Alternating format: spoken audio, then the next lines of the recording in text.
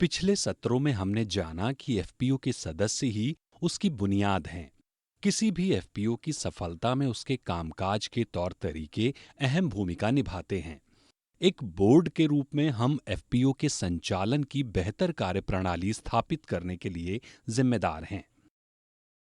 इसलिए इस सत्र में हम एफपीओ की कार्यप्रणाली के महत्व, बोर्ड की संरचना, बोर्ड के सदस्यों का चुनाव व कार्य, जनरल बॉडी या साधारण सभा की सालाना बैठक और इसके साथ ही एफपीओ की बेहतर संचालन की प्रक्रियाओं पर चर्चा करेंगे।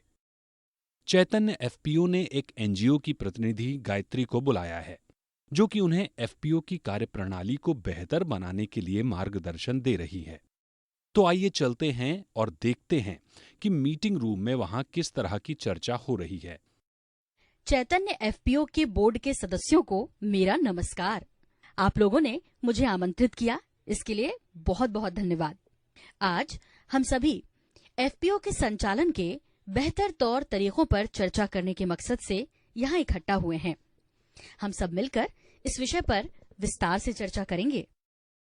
आप सभी चैतन्य एफपीओ बोर्ड के सदस्य हैं और आपका चुनाव आपकी जनरल बॉडी ने किया है। क्या आप बता सकते हैं कि आपका एफपीओ किस एक्ट के तहत रजिस्टर हुआ है? जी गायत्री जी, हमारा एफपीओ प्रोड्यूसर कंपनी एक्ट 2013 के तहत रजिस्टर्ड है। बहुत अच्छा श्याम। अब बताइए कि हम अपने बोर्ड में कितने सदस्य रख सकते हैं? गायत्री जी, एफपीओ के बायलॉज यानी उपनियम बनाते वक्त हमने सुना है कि बोर्ड में कम से कम 5 और अधिकतम 15 सदस्य हो सकते हैं। बिल्कुल सही। और क्या कोई गैर सदस्य भी एफपीओ के बोर्ड का हिस्सा हो सकता है?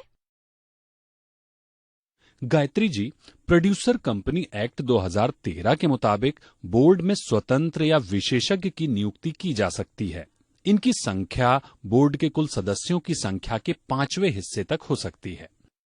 यह प्रावधान इसलिए रखा गया है ताकि एफपीओ को समय समय पर विशेषज्ञों के ज्ञान का लाभ मिल सके।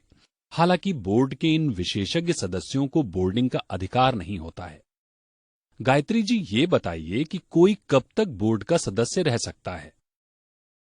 बोर्ड के सदस्यों का कार्यकाल एफपीओ के उपनियमों के मुताबिक होना चाहिए। यह 5 वर्ष से अधिक नहीं होगा। हालांकि बेहतर कार्य प्रणाली स्थापित करने के उद्देश्य से हर साल बोर्ड के 1/3 सदस्यों को रिटायर्ड होना पड़ता है और इन पदों के लिए चुनाव करना पड़ता है। अब बताइए, क्या आपने अपने एफपीओ के बोर्ड का सदस्य बनने के लिए कोई मानदंड तय किए हैं? गायत्री जी, बिल्कुल। हमारे एफपीओ के बोर्ड का सदस्य बनने के लिए कुछ मानदंडों को पूरा करना होता है, जैसे कि बोर्ड के सदस्य की उम्र 25 से 65 साल के बीच होना चाहिए। जहां तक शिक्षा दीक्षा का सवाल है, तो बोर्ड के सदस्य को कम से कम पढ़ना लिखना और हिसाब किताब लगाना आना चाहिए। बोर्ड के सदस्य को जरूरी जिम्मेदारियां और दायित्व लेने के लिए पीछे नहीं हटना चाहिए। बोर्ड के सदस्य को एफपीओ के लिए आवश्यक समय देने के लिए तैयार रहना चाहिए। उन्हें कम से कम 2 साल के लिए एफपीओ का सदस्य होना चाहिए और सदस्यता जारी रखने का पात्र होना चाहिए। चुनाव से पहले उन्हें कम से कम 2 आम सभाओं में भाग लेना चाहिए। उन पर एफपीओ का कोई बकाया नहीं होना चाहिए। बोर्ड के सदस्य के तौर पर सदस्यता जारी रखने के मानदंडों पर खरे उतरते हों। गायत्री जी, केवल इन मानदंडों को पूरा करना पर्याप्त नहीं है। बोर्ड के सदस्यों में कुछ और गुण भी होने चाहिए, जैसे कि नेतृत्व क्षमता, किसी खास पेशे, क्षेत्र या समुदाय के सदस्यों का प्रतिनिधित्व करते हों, संबंधित कृषि व्यापार में महारत हासिल हो, ईमानदारी और विवादों से परे हो, छोटे सीमांत और महिला किसानों को लेकर सजग हों। बहुत अच्छा। अब बताइए, आपने अपने बोर्ड के सदस्यों का चुनाव किस प्रकार से किया? गायत्री जी, हम उम्मीदवार का चुनाव सदस्यों से हाथ उठवाकर करते हैं। हम हाथ उठवाकर चुनाव कर सकते हैं। हालांकि ये तरीका बहुत अच्छा नहीं है, क्योंकि इससे आपस में मनमुटाव बढ़ सकता है। गायत्री जी, क्या आप हमें चुनाव का सही तरीका सुझा सकती हैं? जरूर श्याम। बोर्ड के सदस्यों के लिए एफपीओ के हित सबसे ऊपर होते हैं। बोर्ड के सदस्यों के चुनाव के लिए एफपीओ के कार्यक्षेत्र को 3 उप क्षेत्रों में बांटा जाना चाहिए। वरिष्ठ पुराने सदस्य जो भविष्य में चुनाव नहीं लड़ेंगे, उन्हें चुनाव अधिकारी के तौर पर नियुक्त करना चाहिए। हर एक चुनाव क्षेत्र से काबिल सदस्य एक साथ बैठेंगे और हर एक को एक नंबर दिया जाएगा। एफपीओ के सभी सदस्य अपनी पसंद के व्यक्ति का नंबर एक पर्ची पर लिखकर चुनाव अधिकारियों द्वारा दिए गए बॉक्स में डाल देंगे। चुनाव अधिकारी इन वोटों की गिनती करेंगे। जिस व्यक्ति को 50% से अधिक वोट मिलेंगे, उसका बोर्ड के सदस्य के रूप में चयन घोषित हो जाएगा। जब तक रिक्त पदों को भरने के लिए आवश्यक बोर्ड के सदस्यों की संख्या का चुनाव नहीं हो जाता है, तब तक तीसरे चरण से 6वें चरण तक की प्रक्रियाएं दोहराई जानी चाहिए। प्रत्येक उप क्षेत्र से 4 बोर्ड सदस्य हो सकते हैं। हालांकि यह एफपीओ में कुल बोर्ड के सदस्यों की संख्या के आधार पर निर्धारित करना होता है।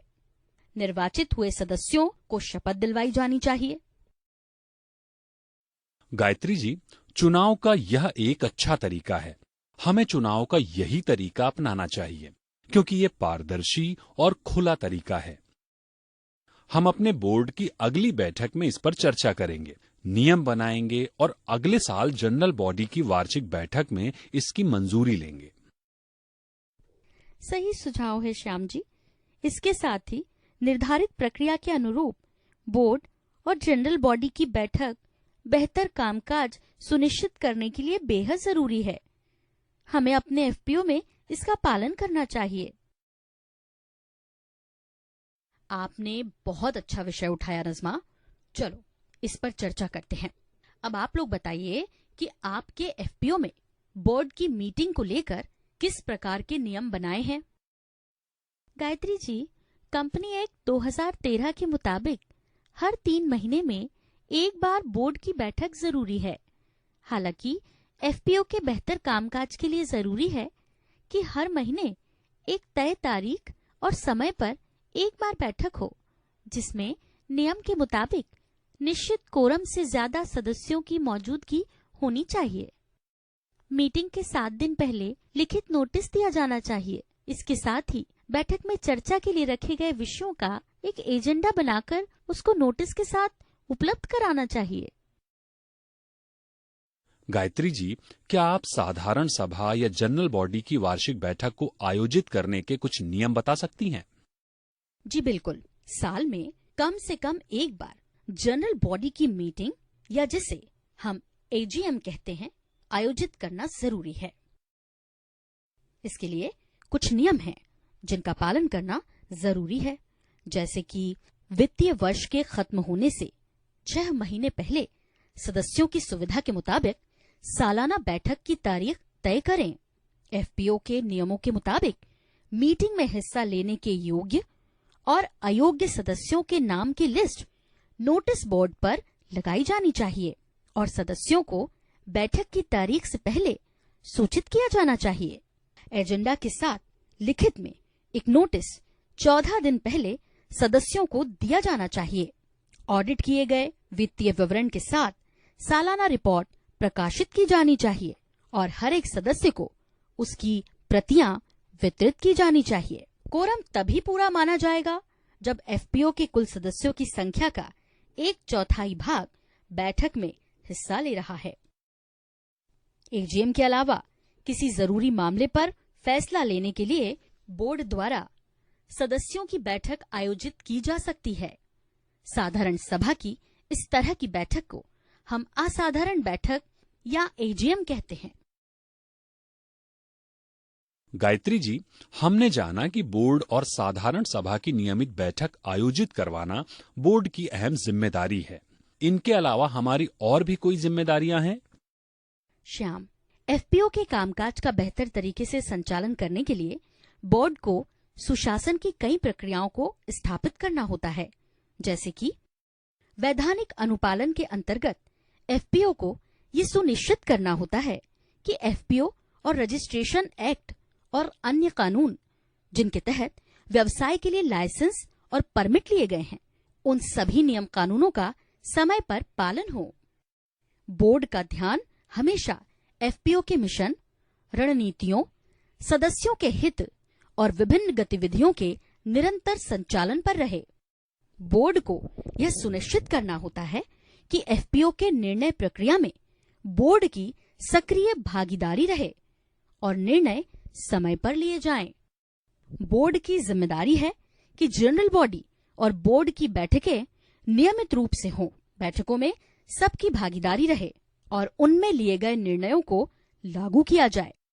बोर्ड को ये सुनिश्चित करना चाहिए कि एफपीओ की व्यवस्थाएं मजबूत बने, सदस्यों के हित में नीतियां बने, पारदर्शी तरीके से रिपोर्टिंग हो, हर स्तर पर जवाबदेही सुनिश्चित हो, नियमित रूप से ऑडिट हो और ऑडिटर की सिफारिशों को लागू किया जाए।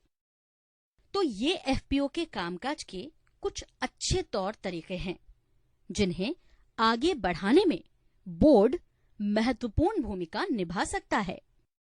अब अपनी चर्चा का समापन करने से पहले आइए एक बार फिर से उन बातों को संक्षेप में दोहराते हैं जिन पर हमने इस सत्र में चर्चा की है। हमने जाना कि बोर्ड के सदस्यों का कार्यकाल उपनियमों में किए गए प्रावधानों के मुताबिक होना चाहिए और यह कार्यकाल 5 वर्ष से ज्यादा नहीं होना चाहिए। जो बोर्ड के सदस्य बनते हैं उन्हें कुछ निर्धारित योग्यताएं पूरी करना चाहिए और उनके अंदर एफपीओ को नेतृत्व देने के गुण होने चाहिए। बोर्ड की जिम्मेदारी है कि वो साल में कम से कम एक बार जनरल बॉडी और हर महीने बोर्ड की एक बैठक का आयोजन जरूर करवाएं। एक्ट के मुताबिक एफपीओ को सुचारू तौर पर चलाने के लिए सिस्टम और नीतियां बनाने की जरूरत होती है। उसके लिए कई कानूनी नियम कायदों का पालन करना बेहद जरूरी है। वाह! बोर्ड के सदस्य के रूप में आप सभी अपने एफपीओ में सुशासन स्थापित करने के लिए जिम्मेदार हैं। एफपीओ को बेहतर तरीके से चलाने को लेकर हमें जानकारी देने के लिए गायत्री जी आपका बहुत बहुत धन्यवाद। चैतन्य एफपीओ की ओर से हम आपके आभारी हैं।